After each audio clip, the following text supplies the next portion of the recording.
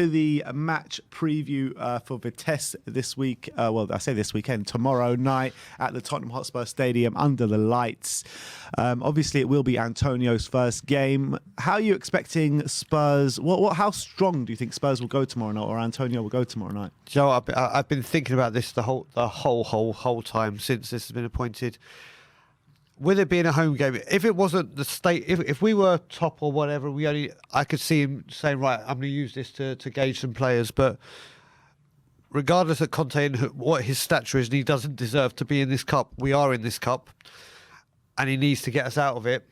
Because if we don't qualify or we don't go very, very far in it, it's to look bad on him, which is unfair. But I think tomorrow he goes strong. Really? I think tomorrow he goes quite strong. 4, 5, maybe even 6 first teamers. Interesting. So very different to Nuno's take on the competition, resting all 11 players last time in this competition. And what sort of reaction are you expecting from the players? Do you think the players are just going to be going at full throttle tomorrow just to impress him? Full throttle with some of them. I mean, I honestly expect Harry Kane to go goal crazy now. I'll be annoyed because it's like it was so obvious you were down tools. It'll be there for all to see. But as we know, all will be forgiven if he starts rattling the goals in. So I expect at the moment everyone to be, because now they're going to think, right, with Conte here, maybe I can get him back into the international teams as well for the ones that haven't. I think Tanguy will play, and I think Tanguy will play in the position we expect to see him in, and I think Tanguy's going to run the show tomorrow. And in terms of the kind of periphery players, the players that Nuno was using in the Conference League, which ones do you think make the grades for tomorrow? I think Lo Celso might get a game. You could say he got his chance against United, but obviously he's been in and out. Tanganga. Because obviously we're going to see in that back, like I've said, that right centre back in the back three for me is like Tanganga's. It's like the Google Maps when you drop someone there. That is position A for Tanganga. So I expect him to be straight in. Might be Doherty. Could be. That's a big shout. Doherty's a big shout because I think that a lot of people are obviously casting Doherty aside because how he's been since he's been to the club. I mean, there's not hardly one good performance we can even talk about with him. Was played bad under Jose, or he hardly got a chance under Nuno, didn't he? But I think that Conte has he's got prior of doing this with fullbacks. He's doing this with wing backs, like producing the best out of them, and like not even players that's their natural position. So I think Doherty, you saw when he was at Wolves, that was his forte. You know, arriving late in the box with those late goals, putting in good deliveries and what have you. So I think that without any defensive responsibilities, or less defensive responsibilities, let's say, not any, I think he can do a lot better. I do believe that. Well, you got to look at when Chelsea did win the league under Conte. If someone had told you Victor Moses would have been a key component, a very key component as a right wing back, you would have said, "What the hell are you talking about?" But it was. And also with Doherty, do you remember in his first game, the 1-0 against Everton, when he almost scored, but he scooped it? Do you know what? If that goal goes in, who knows where that goes? But it shows he can get there. He just hasn't had the confidence or the regular game time. I'm not saying he will become the one, but he may have a what's it called? A second wind. There you go. Thank you, Jesus Christ. Yes, he may have one of those. And yeah, I agree with that. And like with Antonio, right, he's got a big knack of getting these kind of average players to outperform themselves. Like Pochettino had that kind of knack as well. But I think Conte's got that to a new level. Oh, completely. Everything we've seen, even with the great Poch, you got to double it with this man. Double it, because what this man has got behind him, as he said, he dominates. He has everything to back this up. And every single player, if I was a Spurs player, I would be hanging on every word he said. Yeah, I completely every single agree. word. I completely agree. And what I'm hearing is like when the Spurs squad found out about this news, apparently they were all just so excited and so raring to go. All of them singing off the same hymn sheet now. And maybe this is what we needed to kind of bring the squad together, galvanise the squad together, because obviously there's been whatever's happened in this squad has happened in this squad, right? And they've been split.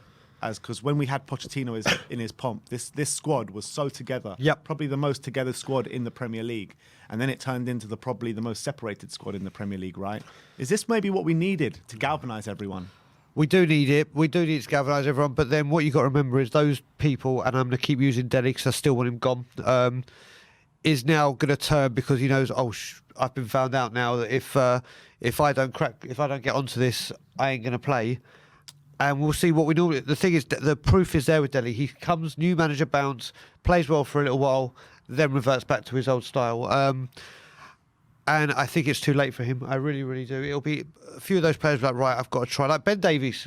Ben Davies, we all know, and a lot of people want him out. But one thing I will say about Ben Davies, he's not one of the ones that are shooting bad, like the poison or the bad attitudes. He unfortunately just isn't. He's just happy to be there, isn't he? Yeah, exactly. So you can assure that Ben Davies isn't one of those, and you can be assured that Dele is. And yeah, there's people that are going to come in and say, right now I'm really going to cement myself down. But there's other players where I think it's just too far gone. It's fake. I see that, but I do think that Conte will come in and think he can get the best out of Dele Alli. I do believe that. I can see where you're coming from, but I also see as well with the rumours that we've been hearing that the war chest isn't as big as what it may be. Don't get me wrong, there's going to be money there to buy players. There's definitely money because Conte wouldn't have been there. But he may have to recoup some to get out, to get more people in. And as you look at it, with his attitude or not, Dele Alli is probably one of the higher price people we can get out of the club. And that's why I'm feeling the way I do. Yeah, I mean, I completely understand what you're saying, but I think that, all these players now, they know they've got 2 months. If they want to stay here, they've got 2 months now. They've got 2 months to prove themselves again. And if not, they'll be out the door, unfortunately. Exactly. And so what you're saying, with Dele, obviously, his England place has gone he was normally one of the first on the team sheet for the World Cup in Russia and the Euros in France. Now there's 4 or 5 players ahead of him. Yeah. He has to have a glowing peak last season at the Lane couple of months to even stand a chance, I believe. Mm-hmm. Agreed. And before we go to the calls, what is your score prediction tomorrow and who's going to score? Harry Kane, at least 2. At least 2. That's if he starts. I believe he will. What's the score first? 4-0. 4-0. Come on. 4-0. Do you reckon Vitesse go into this scared, or do you reckon Vitesse go into this looking back at the previous game and being like, you know what, we can get a result here? I think something slightly different. I think because Vitesse know the magnitude of what's going on here, it's going to give them an extra boost. Yeah, it's going to give them an extra boost. But that extra boost that they're going to get from us is nowhere near the size of the boost we're getting for having him. So I think this game probably has a lot more pull to it now for obvious reasons, as opposed to what it would have been before. And we've seen it with the ticket sales. Yeah. So I think Vitesse get an extra step, but it's not going to be anywhere near enough. All right. So Brian's going 4-0. I'm going to go 3-0. 3-0 Spurs at home, under the lights. I mean, the atmosphere is going to be big tomorrow night. It's going to be banging. I think every Spurs fan going is just so happy and so excited, which is going to make for a great atmosphere. I'm going to go 3-0. And I think as well, I'm not sure how strong we're going to go, but I do think, like you say, at least 4 or 5 of them will play. So I'm going to go for Kane to get 1, Son to get 2. Kane and Son. Okay. Keep it real, you know what I mean? Keep it real. Keep it the only ones possible. And what are you going? Kane to get 2? So I get Kane 2. I'm going to go in Dembele. And let's say a Romero header. Oh, I like that. Romero header. And I actually think Romero is one that's going to be really licking his lips with Conte coming in, isn't he? Do you know what? It's him. He, we know, obviously he's got the Italian connection with playing Atalanta. He knows and played against him and has seen at very, very close quarters what this guy's capable of. And without disrespect to Dyer and everyone else, he now knows there is a centre-back that will come in. And this is going to change. And those stats, like you said, second best attack, first best defence, and then you start that with Romero. It's a great foundation to build on. Yeah, and you start that with Romero, and then the other end of the pitch, you've got Kane and Son. Yeah, all of a sudden. And the one thing, did you hear about this? Apparently, there's a rumour that people were saying, or there was a report saying that he may not be keen on Højbjerg. Yeah, I saw that. I was actually going to mention that with you today to see what your thoughts were on that. I can't believe it. I mean, yeah, it is shocking, but obviously we don't know if it's true. But if it is true, unfortunately, you just have to trust in every word this guy says. This is what I say. I mean, we look at Højbjerg and he's been a superstar for us. But we don't get me wrong, I'm not taking anything away from him. He's my favourite player by a country mile. But now, like I said to you earlier, we were dining at McDonald's and now we're dining at Gordon Ramsay restaurants. So you've seen the links with Kessie and everything. This is the kind of calibre that this man can get. And you'd only say there's people like Son and Kane that you would say are and Romero that are irreplaceable. And Højbjerg, I hope it's not true. Because Højbjerg seems to me that he's one of the players that will adapt to anything.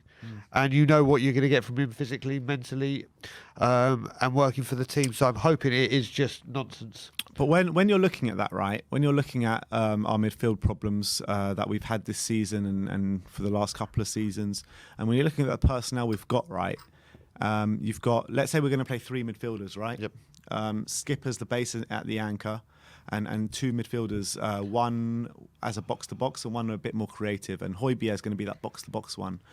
But does Højbjerg do enough in that box-to-box role going forward to kind of help us link that midfield to the attack? Do you know what? I don't think we've seen enough of him doing that with definitely the attack in the formation we set. We never know. We could see an even better Højbjerg.